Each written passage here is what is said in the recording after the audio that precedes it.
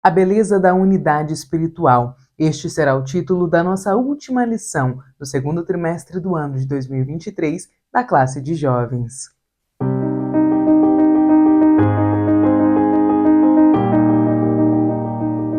A paz do Senhor, querido aluno e professor da Escola Bíblica Dominical. Eu sou a irmã Damaris, sou professora da EBD, na congregação em que sirvo ao Senhor aqui na Assembleia de Deus em Curitiba. Eu já estou aqui para que nós possamos encerrar a nossa meditação nesta revista em que nós tivemos a oportunidade de aprender sobre o encorajamento, a instrução e os conselhos que o livro de Salmos tem a nos oferecer. Eu acredito que você aprendeu bastante ao longo destas 13 aulas, contando com a de hoje, a respeito do que o livro de Salmos tem a nos oferecer, não é mesmo? Que privilégio que é poder desfrutar dos ensinamentos tão antigos que já ajudaram, que já auxiliaram tantos cristãos ao longo dos séculos e que agora também estão nos auxiliando, estão nos levando à reflexão e também a uma melhor prática da vida cristã. Então, para encerrarmos a nossa meditação, nós iremos falar hoje, meditar, aprender sobre o Salmo 133.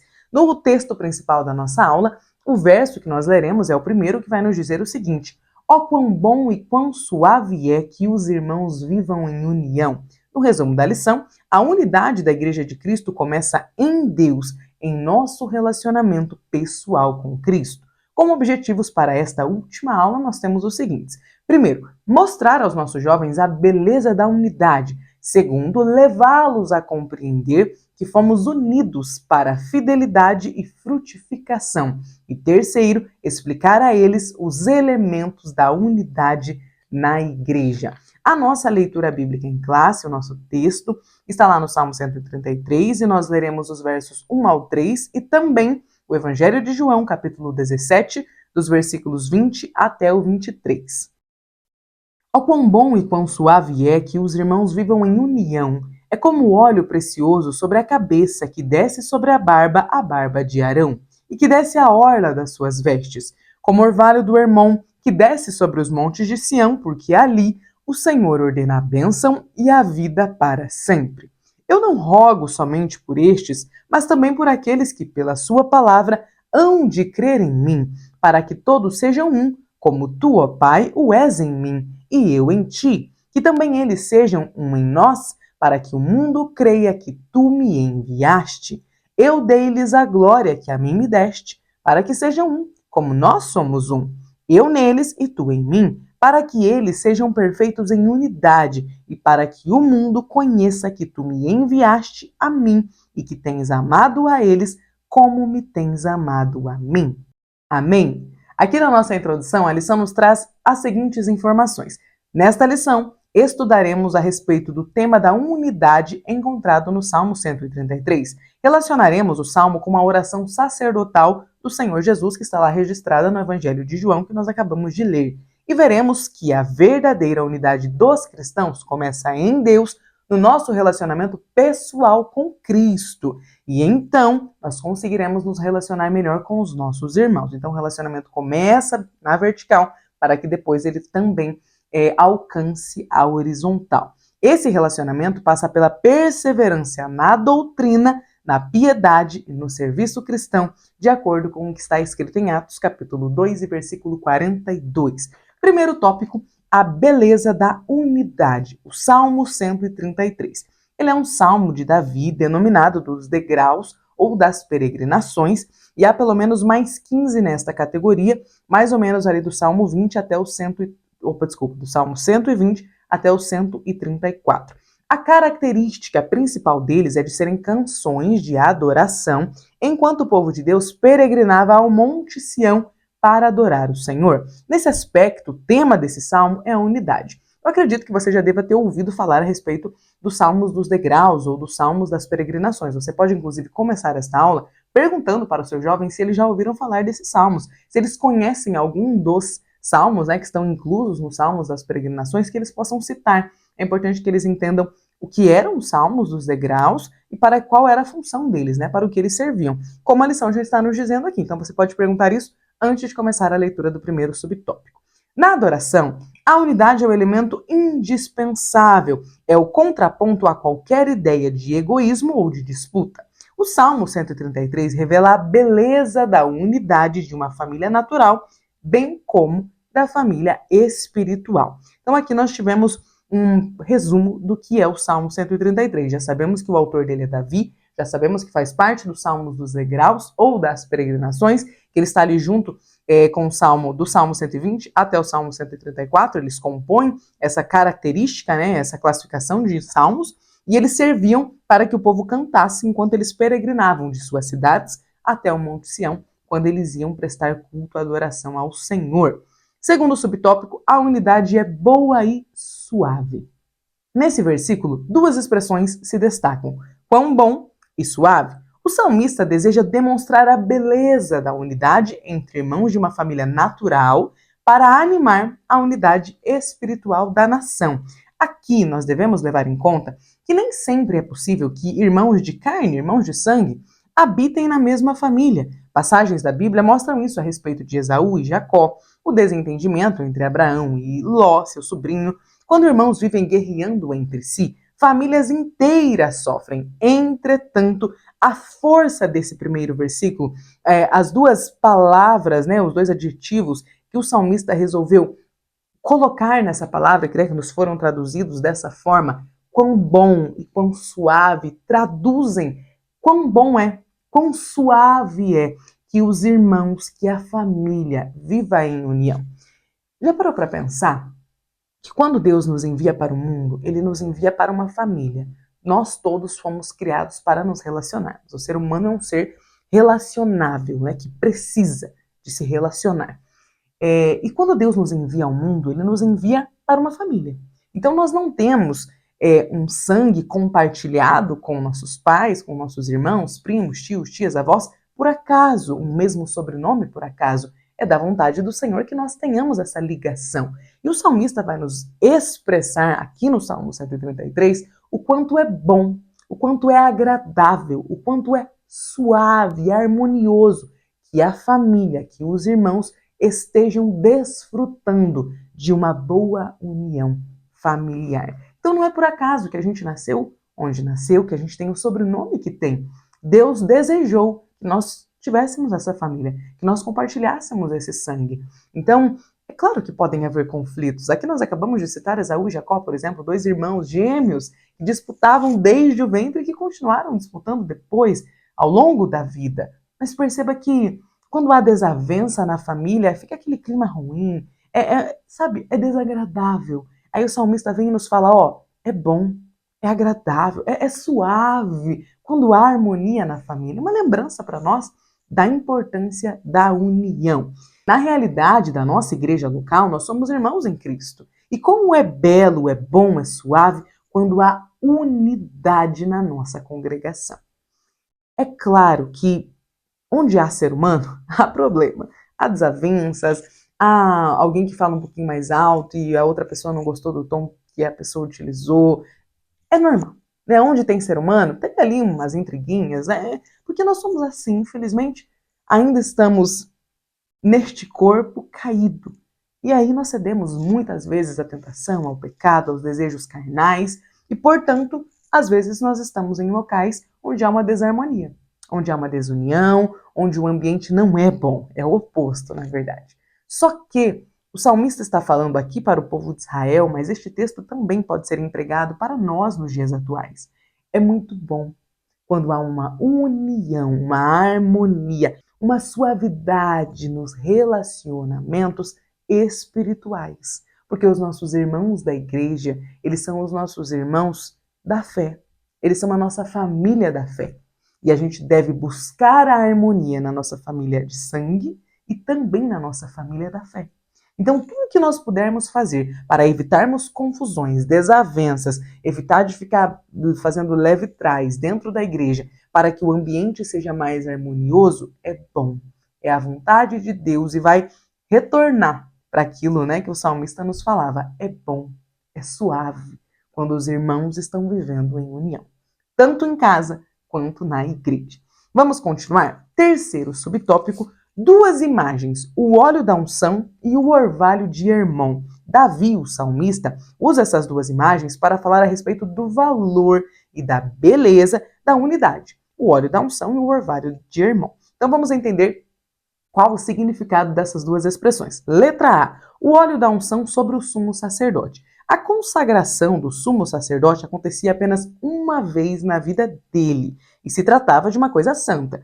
O perfume do óleo exalava todo o ambiente conforme ele escorria sobre o corpo do sumo sacerdote, a sua cabeça e barba, bem como, pelas suas vestes. A comparação é clara. Davi estava querendo dizer exatamente o que você entendeu aí. A unidade espiritual observada do ponto de vista de Deus é coisa santa, sagrada, que destila bom perfume, formosura e doçura em qualquer ambiente que passar.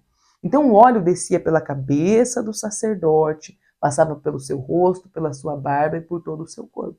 Então o salmista Davi, ele estava querendo dizer que a unidade é como o óleo que desce e que exala todo aquele bom perfume e que faz com que Deus se alegre. Porque Deus se alegra da união, mas Deus não se alegra da desavença. Deus se alegra quando os seus filhos estão vivendo bem, de forma harmoniosa, sabendo que eles foram comprados por um bom preço. No nosso caso e também no caso de Israel, o Senhor resgatou Israel como um forte do Egito. Então o Senhor desejava que eles desfrutassem de união, porque eles eram irmãos. Nós também, Igreja de Cristo, fomos comprados por bom preço. E é por isso que, como irmãos, que como família da fé, nós precisamos viver em união, superando as nossas dificuldades, as desavenças, as diferenças, para que consigamos desfrutar deste ambiente que exala o bom perfume, formosura e doçura. Nós temos aqui na letra B a segunda expressão, o orvalho de Hermon que desce sobre os montes de Sião. E veja só, do ponto de vista geográfico, o Monte Hermon está bem distante do Monte de Sião, porque o Monte de Sião, eles ficam ali no sentido sul, e o Monte Hermon, no caso, ele ficava no sentido norte. O Hermon, ele é cercado de uma região em que o sol é escaldante. Entretanto, por ser um monte bem elevado, bastante alto, o seu pico, lá na sua pontinha, no finalzinho do monte, está sempre coberto de neve. É o orvalho do Hermon, que desce lá dos picos de neve, que vai levar frescor e vida à área da vegetação que é castigada pelo sol escaldante, até chegar ao Monte de Sião, a morada do Deus Todo-Poderoso, de onde ele ordena todas as bênçãos. Assim, o amor fraterno, a unidade entre os irmãos, traz um frescor num período de sequidão. Traz saúde em momentos de enfermidades, traz conforto, alegria e vida para a família espiritual. Essa comparação, ela era muito comum, era uma expressão, foi uma comparação, utilizando-se de uma expressão que o povo de Israel conhecia bem, por se tratar de locais, de pontos geográficos que eles conheciam muito bem. Para nós, a gente precisa entender do que o salmista está falando. Então, nós já entendemos, dos montes, ali um ficava no sul, outro no norte, beleza, já entendemos. Agora pensa trazendo para a nossa realidade. No momento de sol escaldante, aquele orvalho que caía do monte trazia frescor. Pensa você, eu não sei onde você mora, como é aí a temperatura na sua cidade. Mas, por exemplo, aqui em Curitiba é bastante frio, Nós estamos numa época, você pode ver que eu estou de blusa, numa época bastante fria do ano, meio do ano. A gente já está sentindo aí todas as temperaturas do inverno. Mas no momento de calor, quando a gente está vivendo aquele período de verão, tá aquele dia muito quente, a gente sabe que uma água gelada, que um suco gelado, que um sorvete vai muito bem, porque traz frescor. Então imagina você num dia bastante quente, sentindo muita sede, e então você encontra uma garrafinha de água gelada. Para os irmãos que gostam de refrigerante, de suco, enfim, fica aí a sua bebida preferida. Pensa lá na sua bebida preferida. Eu vou pensar aqui num bom copo de suco de uva. Tá aquele calor escaldante e eu encontro aquele copo geladinho de suco de uva. Aquilo vai me trazer um frescor num dia muito quente. Então, a unidade, a harmonia familiar e também espiritual, ela traz exatamente esse frescor. A ausência dela traz sequidão. Naquele período de seca, tudo já está difícil e aí vem como se viesse mais calor. Agora, aquele orvalho que desce do Monte Hermon sobre os montes de Sião, traz frescor. Assim como a água ou a nossa bebida favorita, num dia de muito calor, nos trará frescor. Percebe a importância da harmonia? Percebe a necessidade de um ambiente gostoso, sabe? Um ambiente familiar, um ambiente que é gentil, que tem pessoas ali que te acolhem, que te abraçam. A gente sabe que é muito bom ser bem recebido, mas é bastante ruim ser mal recebido. A gente gosta quando as pessoas nos recebem bem, quando nós somos acolhidos em um lugar. Perceba a necessidade, a importância, na verdade, de nós, na igreja, às vezes nós que já estamos há um tempo maior, né, congregação em que servimos ao Senhor, cuidarmos para sermos uma igreja receptiva, calorosa, que abraça, que acolhe, porque a pessoa que está chegando, ou mesmo as pessoas que já vêm ali todos os dias, né, às vezes num dia ali, passando por uma situação mais difícil, quando elas se sentirem acolhidas, quando elas se sentirem abraçadas pela unidade, né, que existe ali naquela congregação, será como se elas estivessem num dia de sol escaldante e encontrassem a bebida favorita. Ou, como diria Davi, é como o orvalho do Monte Hermon, que desce sobre os montes de Sião. Vamos agora para o nosso segundo tópico, unidos para fidelidade e frutificação. Primeiro subtópico, a unidade na igreja. Da mesma forma que o salmista desejava que a nação compreendesse o valor, a beleza e a importância da unidade espiritual, o nosso Senhor Jesus desejou a perfeita unidade da sua igreja. O Senhor Jesus, ele não só desejou essa unidade, mas ele também orou por isso, como nós lemos aqui no início da aula. Essa oração, ela tem uma perspectiva futura a respeito dos que hão de crer em mim, como disse Jesus. O nosso Senhor sabia que a unidade é boa e suave e que a sua igreja não poderia renunciar à unidade. Então perceba que o tema unidade na Bíblia ele é recorrente. Davi falou dele, mas o nosso Senhor Jesus também retomou este tema, porque realmente é algo que faz diferença na vida cristã, na caminhada do cristão. Bom, quando a Bíblia nos fala mais de uma vez sobre o tema, significa que nós precisamos observá-lo. Então, vale um momento de autorreflexão, de perguntar para o seu jovem aí, já que estamos finalizando este trimestre, como está a união na vida deles, na igreja em que você faz parte? Você, professor, você, aluno que está aqui me assistindo, como está a união? O que você tem feito para melhorar a união na sua casa? O que você tem feito para melhorar a união na sua igreja, na sua congregação? Porque às vezes nós esperamos que a igreja seja calorosa, mas a gente não faz nada para auxiliar, né, na formação, no aumento desse calor. A igreja ela não precisa de um ou de 10, a igreja precisa de todos nós. Então é importante nós fazermos uma autorreflexão a respeito do que nós estamos fazendo para a melhoria da união, da unidade na fé. Às vezes nós queremos ser bem acolhidos, mas nós não acolhemos. Às vezes a gente quer que as pessoas venham nos cumprimentar, conversar conosco, perguntar como nós estamos, mas nós não fazemos isso. Sabe, às vezes a gente quer ser abraçado, mas a gente não abraça. Então é importante dar aos nossos irmãos em casa e na igreja aquilo que nós desejamos receber. Como eu falei agora há pouco, todos nós gostamos de ser bem tratados. Mas será que a gente trata bem a todo mundo? As pessoas que estão ali ao nosso redor? É importante nós pensarmos a respeito disso. A respeito disso. Cristo falou que a unidade seria extremamente importante para todos aqueles que viriam a crer nele. Nós fazemos parte desses que viemos muitos anos depois a crer em Cristo. Então a unidade é importante para nós. Segundo subtópico, a unidade começa em Deus. Como Davi tomou o exemplo da consagração do sumo sacerdote e do orvalho do Hermon para representar a bondade e a suavidade que a unidade exala, o nosso Senhor tomou o seu relacionamento com o Pai para que a igreja estivesse unida ao Pai e também ao Filho. João capítulo 17, versículo 21. Nessa perspectiva, a unidade entre irmãos não é possível sem um verdadeiro relacionamento pessoal com Deus. Eu tenho dito nas últimas aulas, não só aqui da classe de jovens, mas também das outras classes, que nós não somos bons por natureza. Nós não nascemos bonzinhos. Não flui nada de bom naturalmente de nós. Nós somos seres humanos decaídos. 1, 2, 3. Nós somos seres humanos caídos. Nós pecamos. Nós temos tendência ao pecado. Nós já fomos formados em pecado de acordo com o salmista. Mas nós somos canais. Deus é a fonte da bondade pode fluir em nós. Então, toda a bondade que nós precisamos passar para os nossos irmãos, passar para as nossas famílias, elas vêm de Deus. Então é como se o orvalho que vem do Monte Hermon viesse de Deus e nós fôssemos o monte pelo qual ele passa, até que chegue aos montes de Sião. Então perceba que nós recebemos de Deus e nós passamos, passa por nós e alcança outras vidas.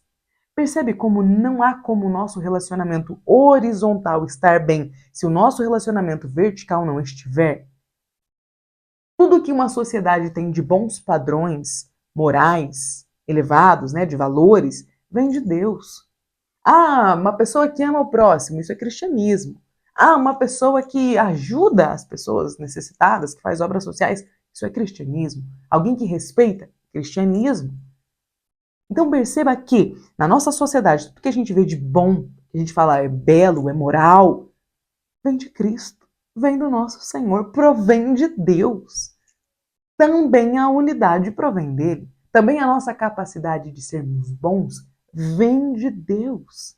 E é por isso que nós precisamos manter um relacionamento na vertical muito bem, muito bom, para que o nosso relacionamento na horizontal, os nossos, né, relacionamentos na horizontal, também estejam muito bem, para que a gente consiga tratar os nossos irmãos com amor. Porque de nós não provém o amor, mas Deus manifesta em nós o amor que passa em nós e então pode alcançar as pessoas que estão ao nosso redor. Continuando, terceiro subtópico, unidade entre irmãos. Como irmãos espirituais, a nossa unidade deve ser à luz da unidade do Filho com o Pai.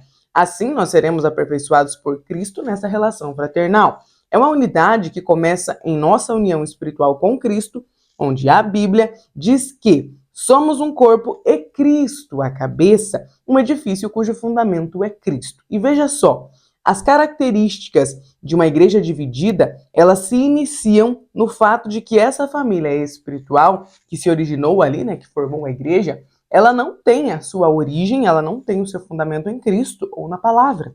Então, uma igreja dividida está evidenciando que não há ali uma origem em Cristo e uma origem na palavra. O mesmo acontece com o que diz a lição da ideia de uma juventude divorciada de uma profunda convivência cristã na igreja local, que não tem rastro, que não tem respaldo para isso na palavra de Deus. Nós sabemos que nós estamos vivendo dias em que a convivência cristã na igreja local tem sido bastante questionada e negligenciada. Muitas pessoas acham que, principalmente agora, né, depois da pandemia, onde tudo ficou online, por que não os cultos continuarem online? E existe motivo para isso. Nós sabemos que a palavra de Deus nos ensina a respeito de ir ao culto, de ir à igreja local, de conviver com os irmãos, do partir do pão. Essa convivência ela é importante. Nós estamos estudando sobre unidade, a unidade do corpo, a unidade espiritual, a unidade da família. E a unidade ela é tão fundamental que na palavra de Deus nós vamos encontrar várias menções a ela. E aqui no finalzinho do parágrafo, a revista nos traz a seguinte frase: a unidade deve levar em conta o que temos em comum, ou seja, no caso da igreja, nós cremos na mesma fé, praticamos a mesma piedade e prestamos o mesmo serviço.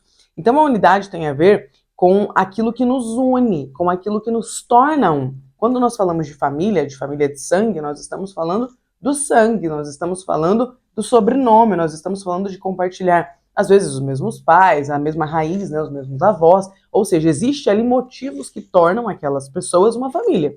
A mesma coisa acontece na igreja, quando você aceita Jesus em uma igreja local, você passa a fazer parte daquela família local. Então a unidade, ela leva em conta aquilo que nos une, seja Cristo ou seja o nosso sangue, seja o nosso sobrenome. Vamos agora para o nosso terceiro tópico, elementos da unidade da igreja. Quais são os elementos que distinguem, que caracterizam a unidade? Então, primeiro, a unidade na doutrina. O Novo Testamento apresenta a doutrina como um elemento muito importante da unidade cristã, porque nós temos lá em Atos, capítulo 2, versículo 42, o seguinte versículo: e perseveravam na doutrina dos apóstolos Então, essa doutrina que o texto de Atos está nos fazendo menção pode ser entendida como os ensinamentos de Jesus que ele passou ao longo do seu ministério e também no período de 40 dias que esteve ali com os discípulos antes de voltar para o céu. Toda essa doutrina, todo esse ensinamento, né, que Jesus passou, os discípulos receberam e mais tarde passaram para a igreja. Então nós precisamos perseverar na doutrina, porque nós a recebemos do próprio Jesus. Foram os ensinamentos que ele nos deixou, que ele gostaria que nós levássemos em consideração. Então, pensando nisso, é importante que os jovens da Igreja de Cristo tenham uma consciência doutrinária, lembrando-se daquilo que o apóstolo Paulo falou para Timóteo. Lembra que Paulo disse? Veja só, tu, porém, tens seguido a minha doutrina e permanece naquilo que aprendeste e de que foste inteirado, sabendo de quem tens o aprendido. 2 Timóteo 3, 10 e 14. Antes de pensarmos em fazer algo, é preciso pensar em fazer este algo corretamente. Nesse sentido, nós precisamos acessar intelectualmente a doutrina da palavra de Deus, porque a doutrina fala ao nosso intelecto, à nossa razão, por intermédio do Espírito Santo. Deus nos deu essa faculdade cognitiva para conhecer as suas verdades.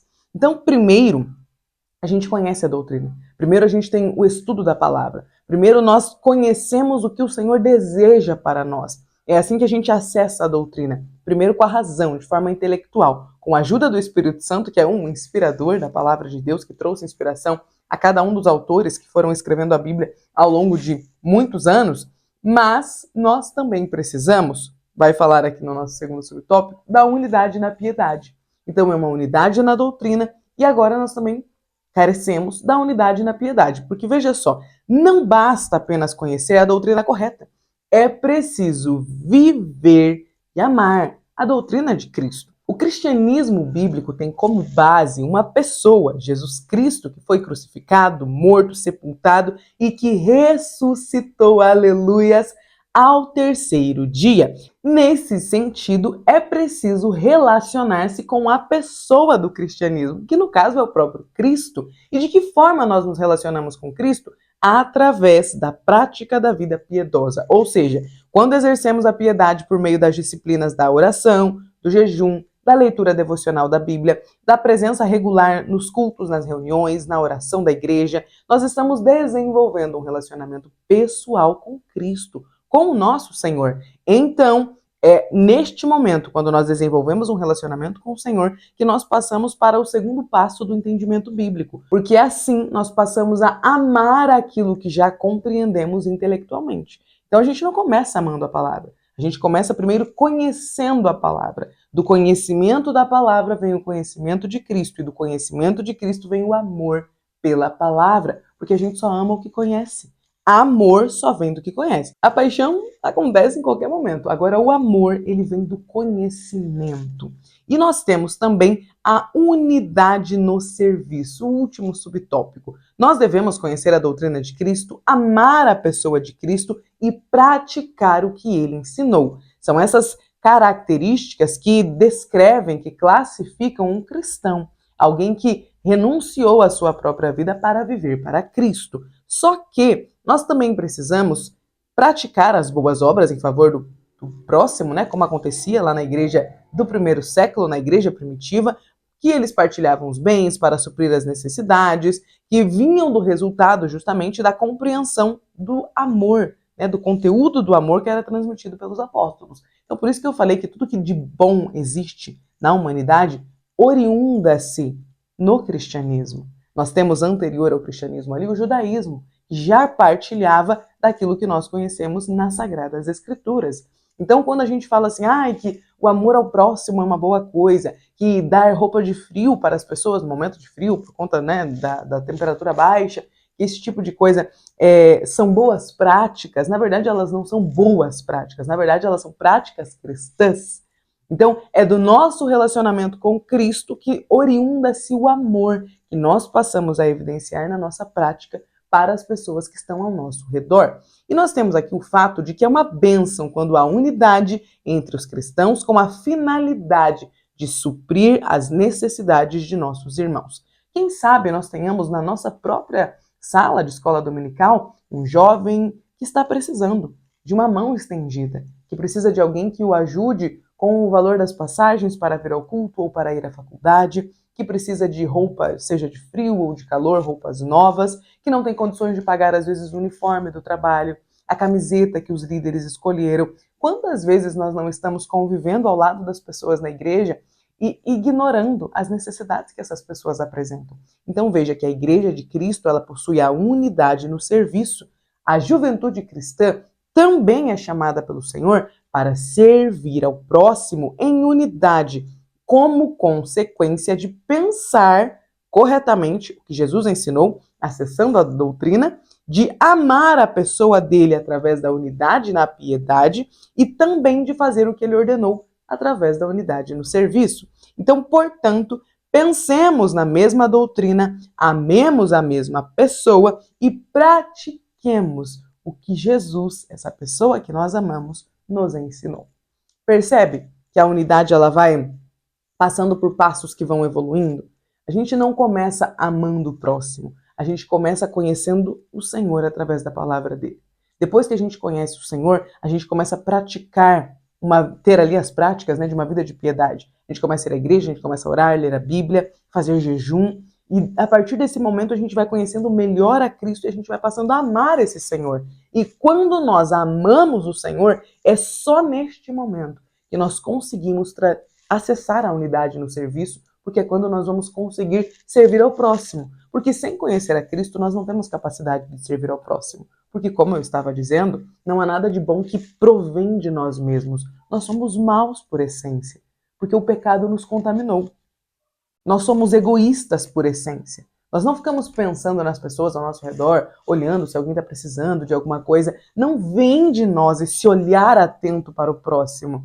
Mas é que a caminhada com Cristo, o conhecimento de Cristo e o amor a Cristo nos transforma e nos torna capazes de viver a unidade que a palavra de Deus vai nos dizer, através de Davi, que é boa, que é agradável, que é como o óleo que desce, o orvalho, que desce pelo Monte Hermon e o óleo que descia e perfumava através da cabeça do sacerdote, do sumo sacerdote, por todo o seu corpo.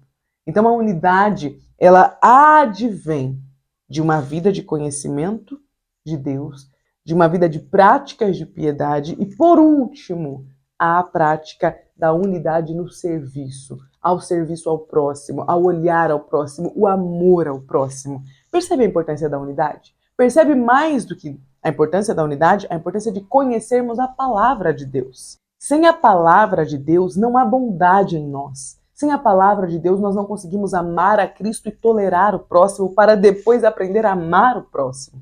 Então, na última lição deste trimestre, nós precisamos, juntamente com os nossos jovens, refletir a respeito da beleza da unidade espiritual. A unidade espiritual vem exatamente daquilo que nós já sabemos. De uma vida de leitura da palavra, de oração, de constantes reuniões, cultos na igreja, através desse conhecimento de Cristo, desse contato, desse relacionamento próximo com o Senhor, que nós conseguimos alcançar a unidade que o salmista vai nos descrever como tão bela. Aquela unidade que, assim como o perfume, que descia ali, o óleo sobre a cabeça e a barba do sumo sacerdote, perfumava todo o ambiente. É a unidade de quem conhece o Senhor. É a unidade de quem ama. É a unidade de quem tolera o irmão, de quem suporta as dificuldades do seu irmão, justamente porque já foi transformado pelo Senhor. Que aula maravilhosa! Como é bom refletir sobre a unidade de acordo com o que a palavra de Deus tem a nos dizer. E nós chegamos ao final deste trimestre. Estamos encerrando os aprendizados a respeito do livro de Salmos com o Salmo de número 133, no qual teremos a oportunidade de falar da unidade. Professor, aluno que chegou até aqui, parabéns! Eu desejo que você tenha sido profundamente ministrado pelo Senhor, ministrado pelo Espírito Santo, edificado ao longo destas 13 aulas, destas 13 lições. Quem sabe, para finalizar a sua aula, você possa pedir que os jovens tragam um testemunho a respeito do que eles aprenderam, do que eles descobriram, do que eles passaram a vivenciar por conta do que aprenderam ao longo deste trimestre. Quem sabe vocês possam encerrar com testemunhos, com louvor, com um momento de comunhão, de comer alguma coisa. Quem sabe cada um dos jovens possam trazer ali um prato e vocês participarem de um momento de comunhão, estabelecendo a unidade de Cristo, estando ali juntos, praticando o amor, conhecendo cada um cada vez mais, né? Os jovens se conhecendo ali, conseguindo fugir um pouquinho das panelinhas já tradicionais. Enfim, professor, que você possa pensar em algo que evidencie a unidade que a igreja precisa ter para finalizar o estudo a respeito deste trimestre em que nós passamos aí bem pertinhos dos ensinamentos que os Salmos têm a nos oferecer. Bom, parabéns por ter chegado até aqui. Eu desejo que você, professor, continue sendo abençoado pelo Senhor, crescendo em graça e em sabedoria, para que você continue ministrando aulas da EBD e sendo ministrado pelo Senhor. Deus abençoe, que as sementes que você está plantando aí na sua classe de jovens, que elas possam germinar, crescer e dar bons frutos, mas não só na vida dos seus jovens, e também na vida de sua família, de sua descendência, como consequência das obras das suas mãos. Amém? Deus abençoe e até a próxima aula.